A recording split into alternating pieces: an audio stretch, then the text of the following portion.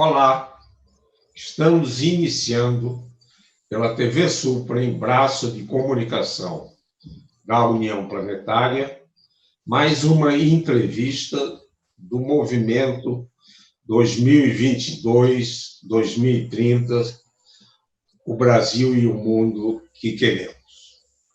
Hoje teremos o privilégio de conversar com a professora Sandra Regina Goulart Almeida, reitora da Universidade Federal de Minas Gerais. Nossa convidada é graduada em Letras pela Universidade Federal de Minas Gerais. É mestre e doutora em Literatura pela University of North Carolina, nos Estados Unidos, e tem 2 pós-doutorados, um na Universidade Federal de Santa Catarina e outro na Columbia University, nos Estados Unidos. Atualmente é professora da UFMG, onde ocupou vários cargos, entre eles chefe de departamento, diretora de Relações Internacionais e vice-reitora, sendo atualmente a reitora da Universidade Federal de Minas Gerais.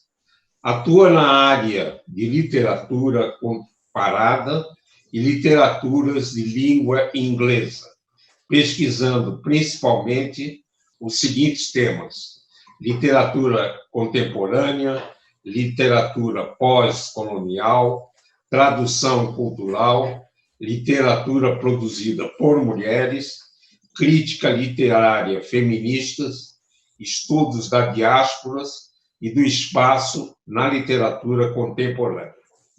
Tem 37 trabalhos publicados em revistas científicas especializadas, 48 capítulos de livros e 24 livros. Recebeu honrarias e homenagens, das quais destaco Grande Medalha da Inconfidência, Medalha Guimarães Rosa e Cidadã Honorária de Belo Horizonte. Obrigado, professora Sandra Regina Goulart Almeida, por ter aceito ao nosso convite. Na primeira indagação, pediria para revisitar o seu percurso de estudante de graduação em letras até assumir a reitoria da Universidade Federal de Minas Gerais. Bom dia, professor Isaac Reutemann, bom dia a todos e todas que nos acompanham hoje, um prazer estar com vocês aqui hoje, é uma grande satisfação. Eu digo, professor Isaac, que eu fui um projeto de Estado, para falar a verdade. Eu vim do interior, eu sou do interior de Minas Gerais, eu cheguei na UFMG, isso na década de 1981, cheguei aqui para fazer o vestibular à época, porque eu queria estudar numa universidade federal. O interior onde eu morava não tinha universidade federal, e o meu sonho era estudar na UFMG. Eu vim fazer, o que tinha ou várias opções, gostava de muita coisa, mas eu sempre gostei muito de fazer pesquisa. Então, eu acho que eu seria, de qualquer forma, qualquer outro curso que eu tivesse escolhido, eu estaria possivelmente numa posição de pesquisa na universidade, que foi sempre o que eu quis fazer. Mas eu sempre fui muito apaixonada pela literatura, e já era professora, quando eu entrei eu já era professora, e sempre fui muito apaixonada pela literatura, mas eu via a literatura como hobby, até que eu gosto de contar muito essa história. Eu fui aluna da professora Ana Lúcia Gazola, que já foi até entrevistada pelo senhor, e foi nossa reitora também, e eu fui aluna dela no meu último ano, eu estava formando já, e ela me perguntou, eu sempre gostei muito, ela foi numa aula de literatura, ela também é professora de literatura norte-americana, e eu gostava demais das aulas dela, estudava muito, e no final do ano ela me perguntou o que eu ia fazer da minha vida, já que eu estava formando. Eu falei, eu vou fazer mestrado, que é o que eu gosto, vou fazer mestrado, na época nós tínhamos mestrado em Linguística. Ela falou, não, você não vai fazer mestrado em Linguística, não, você é muito boa em literatura, você vai fazer em literatura. Eu falei, não, mas literatura para mim é um hobby. Ela falou, mas quem foi que disse que hobby não pode ser a sua profissão. Ninguém nunca tinha me dito isso. E eu fiquei fascinada, e ela falou comigo assim, e outra coisa, o Brasil precisa de pessoas com doutorado muito rápido para formar as pós-graduações do país. Isso era 85, né? Então, de fato, nós estávamos nesse processo de consolidar muitas pós-graduações, como o senhor sabe muito bem, né? E também de criar outras, e nós estávamos nesse processo na área de letras. E ela falou, você tem que ir para o exterior, fazer o mestrado e o doutorado fora, para voltar rápido e nos ajudar a construir a nossa pós-graduação. E assim aconteceu. Por isso que eu digo que eu sou um projeto de Estado, né, guiado pela mão visionária da professora Ana Lúcia Gazola à época, e eu fui, então, para o exterior, fiz o mestrado e o doutorado, e aconteceu exatamente como ela previa. Quando eu estava acabando o doutorado, o Brasil estava repatriando todos aqueles pesquisadores, eu fui bolsista do governo brasileiro, então ele estava trazendo de volta todos aqueles pesquisadores justamente para que pudessem fazer concurso e atuarem nas universidades. Então, foi assim que eu voltei à universidade, já com o doutorado na mão, numa época em que poucas pessoas retomavam com o doutorado. As pessoas geralmente se doutoravam no cargo de professores. Então, eu cheguei no iniciozinho da década de 90, com o doutorado ainda recente, porque eu fiz graduação, mestrado, doutorado, e logo depois abriu um dos primeiros concursos, depois de muitos anos sem concurso na nossa área, e eu consegui entrar na universidade, que era para mim um grande sonho, e consegui conciliar, de fato, uma coisa que é a minha paixão, a literatura, sempre fui muito apaixonada pela literatura, com a pesquisa, que é algo também que eu sempre gostei, então, consegui, ao longo desse processo, fazer, e, ao mesmo tempo, é algo que eu gosto muito também, eu gosto muito da área de administração, e logo no início assumi cargos administrativos como chefe de departamento e não parei mais, fui cada vez atuando tanto na pesquisa, que é uma área que eu gosto muito, quanto na área de administração, e consegui até recentemente congregar as duas funções. Mas eu sempre vi pelo fato de eu ter tido esse privilégio, né, de ter tido uma formação no exterior, com o apoio do governo brasileiro à época, com o apoio, à época eu tinha bolsa do CNPq, o que para mim era algo imprescindível. Na época, o Brasil era um dos poucos países que pagava para os seus estudantes fazerem o curso todo. Então, quando eu fui chamada de volta, eu lembro que, à época, muitos brasileiros acabavam ficando no exterior por falta de concurso, e alguém me perguntou, mas você não quer ficar nos Estados Unidos? Eu falei, isso para mim não é uma opção. O governo brasileiro investiu em mim esses anos todos, eu tenho um compromisso com o governo brasileiro, e eu sempre vi esse meu papel como um compromisso que eu tinha a cumprir com a educação no Brasil, com a pós-graduação, que realmente, de lá para cá, ela se expandiu fortemente, e isso, para mim, é uma grande satisfação poder ter contribuído com esse processo todo nas universidades brasileiras, em especial na UFMG, que me acolheu tão prontamente nesses momentos da minha vida. Muito bom. Na UFMG, como disse, exerceu funções muito importantes. Poderia destacar algumas ações que lhe trouxeram satisfações?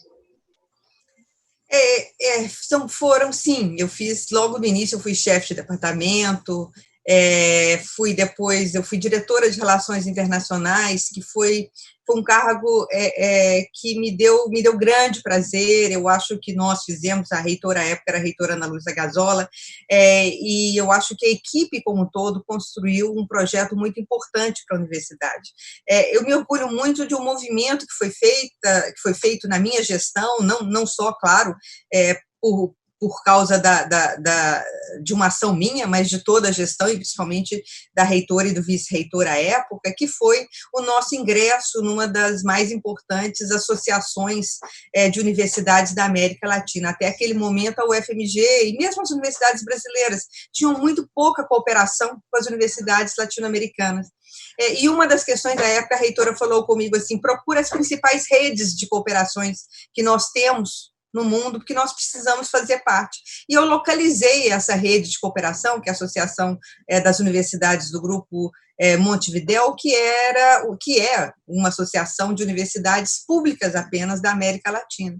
E eu disse, à época, eu falei, essa para mim é uma das mais importantes, se não a mais importante. Nós começamos a fazer parte, isso mudou completamente a política de cooperação internacional da UFMG, no sentido de que, claro, continuamos fazendo as cooperações que nós fazíamos com os países do norte, que é imprescindível, sem dúvida alguma, mas houve também uma inclusão de uma cooperação sul-sul, que para nós é extremamente importante, né? E houve uma diversificação das parcerias. Hoje, para o senhor ter ideia, a Argentina e os países da América Latina são um dos nossos principais parceiros e um destino grande dos nossos estudantes de graduação, de pós-graduação, dos nossos professores de cooperação. Então, isso, quando foi feito à época, isso foi em 2002, 2006, que nós tivemos na reitoria, isso mudou completamente o cenário da cooperação internacional no contexto da UFMG, e eu acho que hoje a Associação das Universidades do Grupo Montevidéu, da qual hoje eu sou vice-presidente, para mim é um orgulho imenso ser vice-presidente da associação na qual eu tanto acredito, ela tem um papel fundamental nessa cooperação das universidades brasileiras, isso é muito importante. E uma outra ação que eu fiz também como diretora de Relações Internacionais e que deu frutos muito importantes no momento em que não se falava ainda tanto na questão da inclusão, na permanência, na inclusão no contexto mais amplo dos nossos estudantes. Foi que nós criamos um programa muito incipiente à época, que hoje é um dos principais programas de inclusão da UFMG, que foi apoiar os estudantes que tinham dificuldades socioeconômicas para intercâmbio no exterior. Então, nós começamos, foi uma sementinha, pouquíssimos estudantes à época, eu acho que o primeiro programa nós contemplamos apenas 10 estudantes, e hoje é o principal programa da UFMG. A UFMG tem um programa que se chama Minas Mundi, que é para apoiar intercambistas, estudantes da UFMG para outros países, várias partes do mundo, e nós apoiamos com bolsas os estudantes com dificuldades socioeconômicas, e hoje em dia o número é um número muito grande de estudantes, temos um apoio considerável, porque isso faz parte da inclusão. Não adianta apenas nós abrirmos a universidade para esses estudantes que, de outra forma, não poderiam estar na universidade. Nós temos que criar condições para que eles possam ser incluídos em todas as frentes. Então, essas foram duas das ações à frente da universidade, da qual me orgulho muito. E me orgulho muito também de um papel que eu desempenhei, não foi diretamente ligado ao UFMG, mas que teve também um impacto importante para mim, eu acho que para o sistema todo, eu fui coordenadora adjunta da área de Letras e Linguística da CAPES, principalmente da área de literatura, antes de ser vice-reitora. Então, foi um trabalho que me deu grande prazer, e eu acho que foi um trabalho muito importante, porque eu acredito muito no sistema de pós-graduação da nossa universidade, acredito muito no trabalho da CAPES, é a razão pela qual nós temos uma pós-graduação de referência na América Latina. Então, contribuir para que esse sistema se fortalecesse de modo igual em todas as regiões do país, foi a nossa meta, e eu acho que eu e o professor Demerval, da hora com quem eu trabalhei à época, fizemos um trabalho que me deu prazer e que eu acho que deu um ótimo resultado. Mas, fora isso, é importante destacar que o trabalho não é de uma pessoa só, é de uma equipe, né? Então, o momento todo que eu trabalhei com equipe, eu trabalhei com apoio de reitores, de gestores, que fizeram com que nós pudéssemos construir esses projetos para a nossa instituição e também para o nosso país. Muito bom. Professora Sandra, atualmente, as universidades públicas brasileiras se encontram em uma situação muito delicada, pela redução de verbas, ameaças à sua autonomia e enfrentando as dificuldades da pandemia do coronavírus. Poderia destacar as dificuldades que está enfrentando como reitora da Universidade Federal de Minas Gerais e as ações que estão sendo tomadas nesses momentos difíceis. De fato, professor Isaac, as dificuldades têm sido muito grandes. Claro, que é a mais óbvia e sobre a qual nós temos falado muito, são as dificuldades orçamentárias, mas não são apenas essas. As dificuldades orçamentárias, elas têm tido impacto enorme, porque nós estamos falando de anos de defasagem orçamentária que nos colocam no patamar orçamentário de 2009. 2009, isso foi antes da grande expansão nas universidades, antes do projeto de inclusão nas universidades. Quer dizer, eu digo sempre que hoje nós estamos maiores, a UFMG, não só a UFMG, mas todas as universidades públicas, nós aumentamos, a UFMG passou de 30 mil, de 30 mil vagas, hoje nós temos quase 60, 50 e pouco mil estudantes. Então, quer dizer, nós quase dobramos de tamanho em termos de vaga, aumentamos o número de cursos ofertados, somos mais inclusivos, 56% dos estudantes da UFMG, eles vêm de escola pública, somos melhores. Olha, se nós olharmos, por exemplo, os rankings, as avaliações que nós temos, não apenas os rankings internacionais, que nós sabemos que tem um viés específico, mas se olharmos, por exemplo, as avaliações do INEP, se olharmos as avaliações internas também nossa, as universidades, a UFMG em especial, elas têm estado cada ano cada vez melhor. Ela foi considerada este ano como uma das melhores, e se não a melhor federal, junto com outras igualmente melhores federais, e foi considerada a quinta melhor universidade da América Latina. Quer dizer, isso não é pouca coisa. Então, nós estamos vindo de um processo de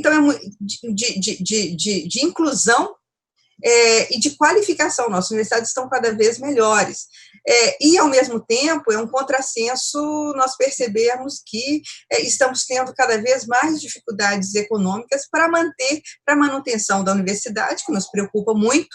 Por que eu digo isso? Porque a verba que chega via MEC, que é a verba que nós podemos usar para manutenção da universidade, ela está sendo cada vez mais reduzida, como eu disse, está de volta a patamar de 2009, nós sabemos que os custos têm aumentado drasticamente. A conta de luz subiu, a conta de água subiu, os insumos para pesquisa diante da subida do dólar simplesmente quintuplicaram, se nós pensarmos nos últimos anos. Então, quer dizer, os custos para se manter uma universidade hoje são muito maiores do que eram no passado, e nós temos menos recursos.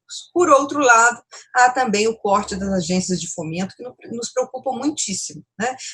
Como que a UFMG tem lidado com isso nos últimos anos? Nós temos privilegiado as atividades fins da universidade, ensino, pesquisa e extensão. Então, nós temos procurado não cortar nessas áreas, nós temos cortado em manutenção, nós temos cortado em terceirizados, que esse é um outro gargalo seríssimo, nós precisamos falar sobre isso, é muito séria a questão, porque nós não temos tido concurso no número suficiente, fala-se muito na questão dos funcionários públicos, mas nós não temos funcionários suficientes para manter uma universidade do tamanho da universidade, nenhuma universidade tem. Então, nós temos que terceirizar a cargos que não existem mais. Quando você terceiriza, é orçamento de manutenção que você tem que usar. Então, nós tivemos nesses últimos anos, nós privilegiamos as ações de ensino, pesquisa e extensão, para não cortar em bolsa, não cortar em apoio para laboratório, não cortar em apoio de pesquisa.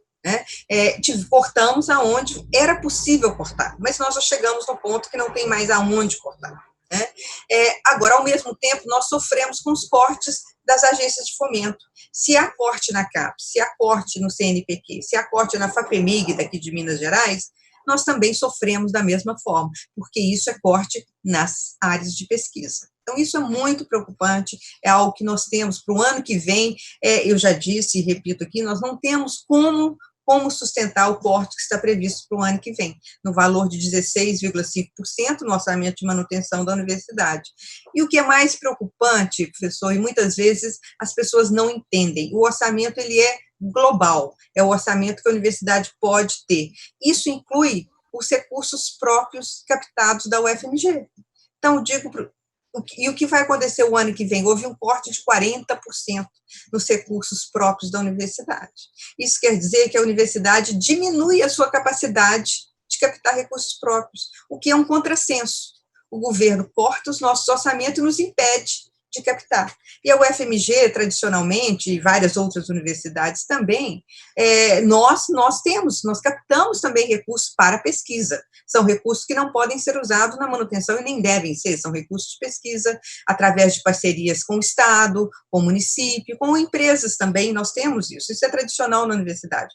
Mas se o orçamento limita essa captação, nos deixa completamente sem saída nesse contexto atual. Então, é algo completamente... Há uma proposta que está sendo levada para o Congresso para que modifique essa estrutura do orçamento das universidades, que libere os recursos próprios da universidade, para que, pelo menos, nós possamos ter mais flexibilidade e agilidade para poder captar recursos. Isso não resolve a questão, porque esse recurso captado é recurso que somente pode ser investido em pesquisa, e deve ser assim mesmo. Isso não desobriga, de maneira alguma, o Estado de cumprir a sua função. A educação é dever do Estado, é direito do cidadão e dever do Estado, não há como. Isso em todos os níveis, não apenas o nível superior, mas todos os níveis. É um dever de Estado que deve ser cumprido e é muito importante que seja assim. Então, é importante que nós destaquemos essas questões que são importantes. E veja bem, no momento de pandemia como esta, quem foi que respondeu às demandas da sociedade? Foram as universidades. Foram as universidades e os institutos públicos de pesquisa. Foram as universidades. Quem é que está fazendo as pesquisas? Quem é que está atendendo os hospitais públicos, que são os hospitais das universidades, com qualidade, as pesquisas? Quem é que está fazendo pesquisa no campo e também testando as vacinas, medicamentos? Quem é que está atendendo a população vulnerável? Quem é que fez estudo de estatística de impacto da pandemia? Foram as universidades e os institutos públicos de pesquisa, né?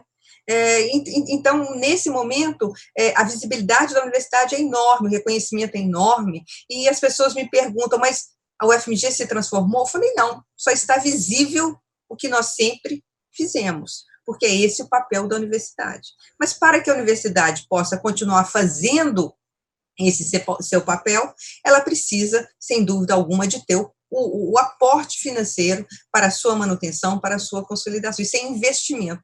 É preciso haver investimento em educação, em ciência, em tecnologia. Sem isso, e precisa ser como um projeto de Estado, né? É um projeto do país. Sem isso, nós não temos como melhorar a vida da população, nós não temos como atender às demandas da sociedade. E já está mostrado que quem atende a essas demandas são as universidades, os institutos públicos de pesquisa. Isso está muito claro. Então, isso precisa ser mudado, porque não há como sustentar esses cortes sucessivos que nós temos vivido. E outra questão que nos preocupa muito é a questão da autonomia universitária. Nós temos autonomia garantida por lei, e isso é muito importante para nós. E a autonomia, quando nós temos autonomia, e temos a responsabilidade de prestar contas à sociedade. Estamos falando de coisas que são complementares, não são opostas. Ninguém está dizendo que a universidade não vai prestar contas, não vai ser transparente, ela vai ser sempre transparente. Agora, a autonomia é imprescindível para o trabalho da universidade, o trabalho de liberdade de ensinar, liberdade de aprender, que está na Constituição. Nós recebemos aqui, na segunda-feira, a ministra Carmen Lúcia para falar disso para nós, de autonomia universitária, de universidade, de democracia, e ela falou uma coisa que me marcou muito, e que nós sabemos, mas ela falou isso em termos de lei.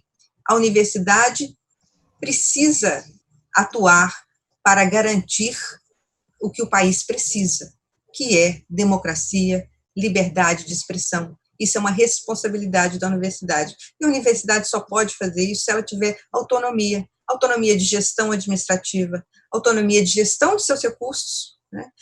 E autonomia em termos didático-pedagógico, e liberdade de expressão, para que possa desenvolver o seu compromisso com o conhecimento, né? E o conhecimento só se faz em termos de liberdade, né? Não há como ser de outra forma. Eu concordo plenamente e diria que nós precisamos fazer uma ruptura e realmente termos o respeito ao artigo 207 da Constituição de 88, que garante a autonomia universitária no papel. Na prática, precisamos ter a autonomia administrativa, financeira, a autonomia de gestão, né? Não vejo por que os presidentes da República nomeiem o reitor ou a reitora. Eu acho que quem deve escolher o reitor ou a reitora é o colegiado máximo da universidade, o conselho universitário, que sabe o que é melhor para a universidade. E precisamos, essa epidemia do coronavírus deu a oportunidade de mostrar à sociedade o valor, a importância da universidade agora e no futuro. Professora Sandra, o movimento 2022, o Brasil que queremos, ele procura envolver os jovens para a construção de caminhos para termos um Brasil e um mundo melhor. Poderia, nesse final de programa, final de entrevista, enviar uma mensagem aos jovens que nos assistem? Claro, com muito prazer, professor Isaac. Eu diria que sigam os seus sonhos e sigam sempre o caminho da educação.